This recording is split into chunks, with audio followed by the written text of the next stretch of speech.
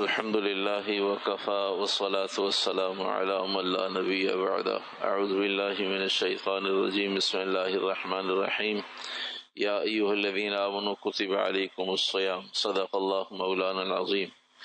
تقوی کا آسان طریقہ 4 چیزوں پر منحصر۔ سب سے پہلے پیٹ کو ہلکا رکھا جائے تو آدمی تقوی کے قریب ہوتا چلا جاتا ہے۔ قیام اللیل کا اہتمام کرے، قیام اللیل کا اہتمام کرے، رات کو کچھ حصہ عبادت کے لیے خاص کر لے۔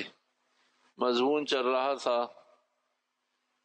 مضمون اس حوالے سے کہ ہم صالحین کی صحبت کو اختیار کریں تو یہ تقوی کے قریب پہنچانے کے لیے ایک آسان صورت ہے۔ صالحین کی صحبت کیوں اختیار کی جائے؟ اس لیے کہ جو آدمی بھی معاشرے میں ہم سے زیادہ نیک ہے اس کے پاس زندگی گزارنے کا کوئی خاص طریقہ ہے، اور یہ بات بالکل طے شدہ سی ہے کہ زندگیوں سے منتقل ہوتی ہیں، زندگیاں کتابوں سے، باتوں سے، بیانوں سے منتقل نہیں ہوتی۔ صالحین نیک لوگوں سے رابطہ، لوگوں کے پاس آنا جانا، اٹھنا بیٹھنا کیوں ضروری ہے؟ اس لیے کہ نیک لوگوں کی زندگی ہم تک کبھی منتقل نہیں ہوگی اگر ہم ان کے پاس اٹھنا بیٹھنا شروع نہیں کریں۔ ہمارے پاس ایک کتابی زندگی ہوگی جو عملی زندگی سے دور ہوگی، معلوماتی زندگی ہوگی جو عملی زندگی سے دور ہوگی۔ اس لیے کہ جس معاشرے میں ہم رہ کر گناہوں میں مبتلا ہیں وہ اسی معاشرے میں رہ کر نیکیوں میں مبتلا ہیں۔ جس معاشرے میں رہ کر ہم جھوٹ کے بغیر گزارا نہیں، سہارا نہیں، کام نہیں، چلنا نہیں، وہ اسی معاشرے میں بغیر جھوٹ کے چل کر دکھاتے ہیں۔ جس معاشرے میں ہم بغیر سود اور رشوت کے نہیں چل پاتے اسی معاشرے میں بغیر سود اور بغیر رشوت کی زندگی گزار کے دکھا رہے ہیں۔ تو اس لیے چوتھا عمل تقوی کے حصول کے لیے چوتھا عمل کہ بھئی صالحین کی صحبت کو اختیار کیا جائے، صالحین کے ساتھ رہا جائے، صالحین کی زندگی کو دیکھا جائے۔ اس لیے کہ یہ بات طے شدہ سی ہے کہ زندگی دیکھنے سے زندگی منتقل ہوتی ہے۔ جو چیز ہمارے سامنے نہیں، بازار میں اربوں روپے کی چیزیں اس لیے بکتی ہیں کہ نظر آتی ہیں۔ جو چیز نظر نہیں آتی، ہر آدمی وہ چیز نہیں لینے جاتا کہ نظر نہیں آ رہی لینے جا رہا ہے۔ ہر آدمی اپنی خریداری کو بہت پھیلا دیتا ہے نظر آنے پر۔ صرف ایک اصول ضابطہ سمجھانا اور بتانا مقصود ہے۔ دنیا میں عقلی طور سے ایک یوٹیلیٹی اسٹور بھی کامیاب نہیں ہونا چاہیے تھا۔ بڑا اسٹور دنیا میں عقلی اعتبار سے ایک کامیاب نہیں ہونا چاہیے تھا، لیکن سارے کامیاب ہیں۔ جنگل میں کھول کے بیٹھ جائیے وہاں بھی کامیاب ہے۔ جہاں جانا پہنچنا پارکنگ مشکل ہے وہاں بھی کامیاب ہے۔ کیوں کامیاب ہے؟ کہ چیزیں ڈسپلے پر ہیں، آدمی دیکھتا ہے بھائی یہ چیز، او ہو یاد آ گئی، یہ بھی لے لو، او ہو یہ تو مجھے ضرورت تھی۔ کب ضرورت تھی؟ کب پتہ نہیں کب ضرورت ہوگی، کب تو ضرورت نہیں ہے، لیکن لینے میں حرج کیا ہے؟ تو یوٹیلیٹی اسٹور کامیاب ہونے کی وجہ یہ ہے کہ وہاں پر آپ کی پچھلی جسے آپ بھول گئے وہ بھی ایسے رکھی ہوئی ہے، جو ابھی کی ضرورت ہے وہ بھی ایسے رکھی ہوئی ہے، جو آپ کی 6 مہینے کے بعد کی ضرورت ہے وہ بھی ایسے رکھی ہوئی ہے۔ تو جو چیز نظر آتی ہے وہ بکتی ہے، وہ اس کے خریدار پیدا ہوتے ہیں۔ تو جب نیک لوگوں کی زندگی ڈسپلے پر ہوگی، نیک لوگوں کی زندگی سامنے ہوگی، تو پھر آدمی کو شوق ہوتا ہے کہ بھئی اسی 24 گھنٹے میں یہ کیا کر رہا ہے اور میں کیا کر رہا ہوں۔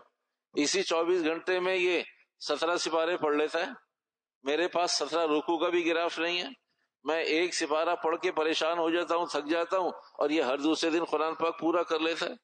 تو ہر اس نیک آدمی کا نیک عمل میرے آپ کے لیے مشعل راہ ہے، میرے آپ کے لیے راستہ ہے، میرے آپ کے لیے ایک نور ہے، میرے آپ کے لیے ایک سبیل ہے کہ جس سے مجھے اور آپ کو تقویت مل سکتی ہے۔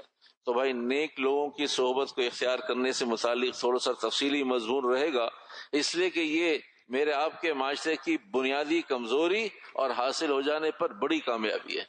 اگر مجھے اور آپ کو نیک لوگوں سے کچھ مناسبت پیدا ہو جائے تو میری آپ کی زندگی کا مسئلہ حل ہو گیا، اور اگر نہیں، یا جو وحشت موجود ہے، جو توحش موجود ہے، جو دوریاں موجود ہیں، جو اجنبیت موجود ہے، اس اجنبیت، دوری اور وحشت اور توحش کی وجہ سے ہم نے نہ جانے کتنا بڑا اپنا نقصان کر لیا ہے، ہم نے نہ جانے کتنا بڑا اپنا نقصان کر لیا۔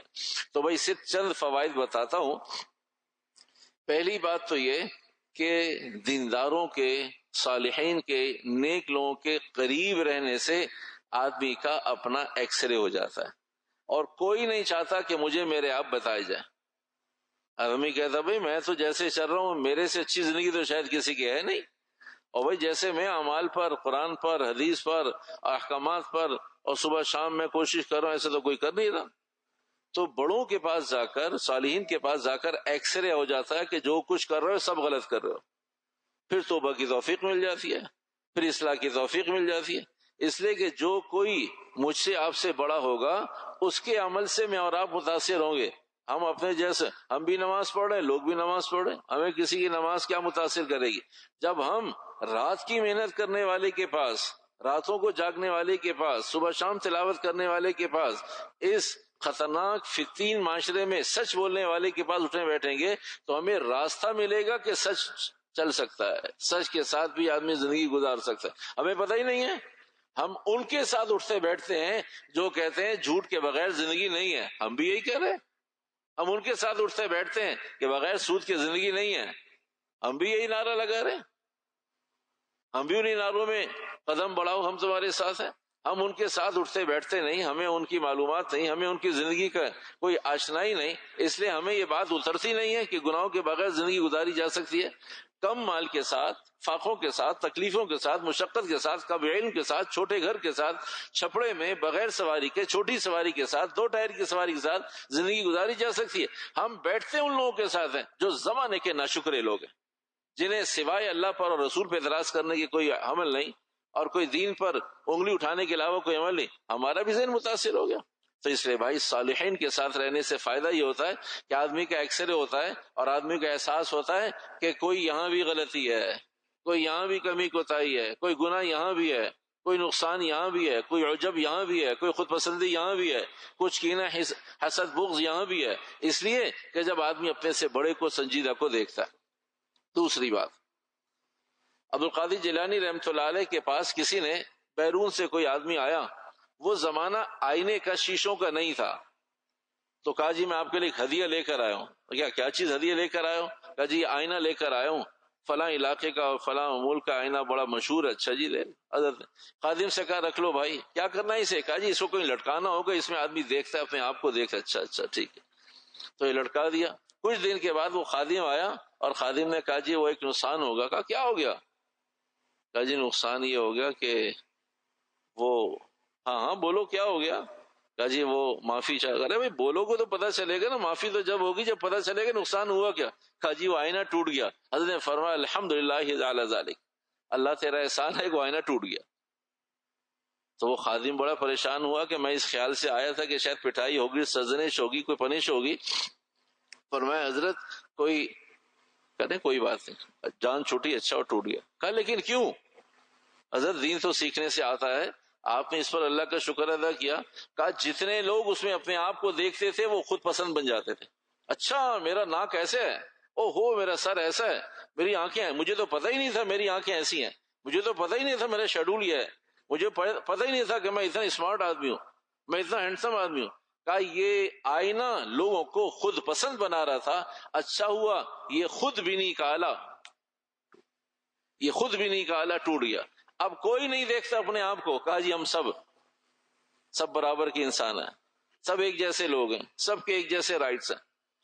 اس لیے بڑوں سے، اہل علم حضرات سے یہ بات سنی کہ جس کا، میں اور آپ پہلے تو نیت کر لیں کہ کسی نہ کسی درجے میں کسی کو رسمی بڑا بنا لیں، آفیشلی نہ بنائیں، حقیقی نہ بنائیں، طبعی نہ بنائیں، قلبی نہ بنائیں، رسمی بنا لیں۔ کہ جی میں مشورے کے لیے آیا تھا، میں پوچھنے آیا تھا آپ کی کیا رائے؟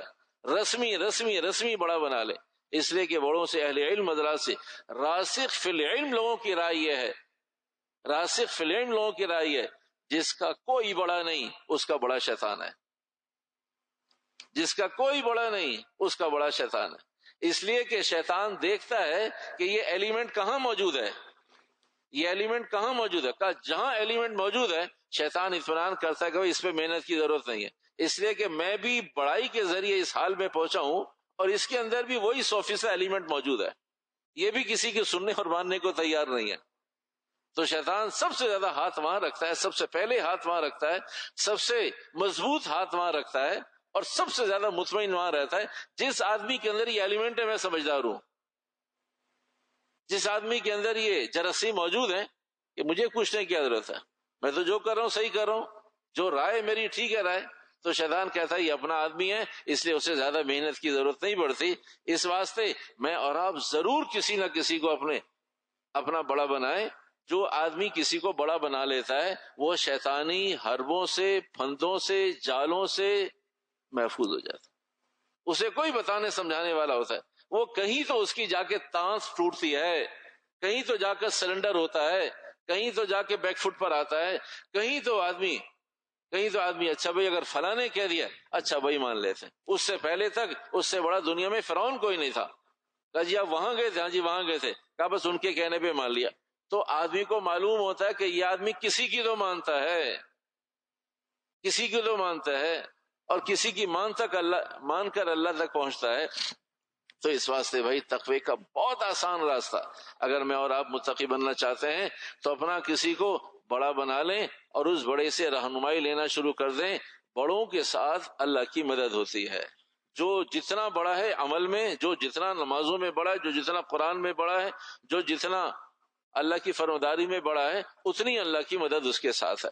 تو جس کے ساتھ جتنی اللہ کی مدد ہوا کرتی ہے، اس کی رائے میں، فیصلوں میں، دعاؤں میں، اہتمام میں، التزام میں، بتانے میں، سمجھانے میں اللہ اپنی قدرت سے لاج رکھ کر خیر پیدا کر دیتا ہے۔ اس لیے میں اور آپ اگر چاہیں، آخری بات، 50 سال کا تجربہ، 50 سال کی نیکی، 50 سال کی بزرگی، 50 سال کا تقوی، 50 سال کی خیر، 50 سال کی بھلائی چاہتے ہیں تو کسی بڑے کا دامن پکڑ لیں، بہت اچھی طرح سمجھ لیجئے، دامن پکڑنے کا مقصد یہ ہے کہ مشاورت کریں، بس اس سے زیادہ اور کچھ نہیں کہہ رہے۔ مشاورت کہ بھئی اپنے کاموں میں مشورہ کر لیں، پوچھ لیں بھئی میں یہاں ڈبل مائنڈڈ ہوں، مجھے کیا کرنا چاہیے،